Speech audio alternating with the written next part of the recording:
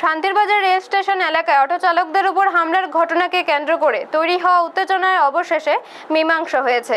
দুই পক্ষের আলোচনার মাধ্যমে পরিস্থিতি স্বাভাবিক হওয়ায় স্বস্তির নিঃশ্বাস ফেলেছেন অটো চালকরা ও সাধারণ মানুষ। ঘটনার বিবরণ অনুযায়ী গত মঙ্গলবার সন্ধ্যায় শান্তিরবাজার রেল স্টেশন এলাকায় কিছু দুষ্কৃতীর হাতে আক্রান্ত হন কয়েকজন অটো চালক। এই ঘটনাকে কেন্দ্র করে এলাকায় উত্তেজনা ছড়িয়ে পড়ে। পরদিন বুধবার দক্ষিণ ত্রিপুরা অটোরিকশা মজদুর সংঘের উদ্যোগে শান্তিরবাজার থানায় অভিযুক্তদের নাম উল্লেখ করে একটি লিখিত অভিযোগ দায়ের করা হয়। পাশাপাশি অভিযুক্তদের দ্রুত গ্রেপ্তারের দাবিতে পুলিশকে 24 ঘন্টার সময়সীমাও বেঁধে দেওয়া হয়।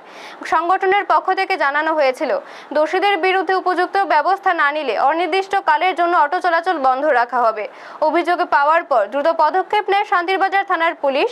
থানার সেকেন্ড অফিসার এসআই সমীর বিশ্বাসের নেতৃত্বে ঘটনার সঙ্গে জড়িত এক ব্যক্তিকে আটক করে থানায় নিয়ে আসা হয়। পরবর্তীতে দুই পক্ষের মধ্যে আলোচনার মাধ্যমে সমস্যার সমাধান হওয়ায় দক্ষিণ ত্রিপুরা অটোরিকশা মজদুর সংঘ তাদের দায়ের করা অভিযোগ প্রত্যাহার করে নেয়। শান্তিরবাজারের গার্ধাং অটো স্ট্যান্ডে আয়োজিত এক সাংবাদিক সম্মেলনে সংগঠনের পক্ষ থেকে জানানো হয়, বর্তমানে পরিস্থিতি সম্পূর্ণ স্বাভাবিক রয়েছে এবং অন্য দিনের মতো অটো চলাচলও স্বাভাবিক থাকবে। ব্যুরো রিপোর্ট, নিউজ তৎকাল 24।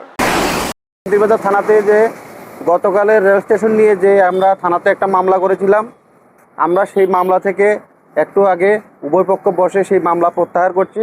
আগামী দিন থেকে আমাদের রেল স্টেশনের সমস্ত যাত্রী পরিষেবা এবং সমস্ত ড্রাইভার এবং আমাদের যাবতীয় ভারতীয় মজদুর সংঘের, ত্রিপুরা অটোরিকশা মজদুর সংঘের শান্তিরবাজার শাখার যত রকম কার্যকলাপ সমস্ত কিছু আগের মতোই পরিষেবা আমরা দিয়ে থাকব এবং ওরা শান্তিরবাজার থানার কে আমরা অসংখ্য ধন্যবাদ জানাই।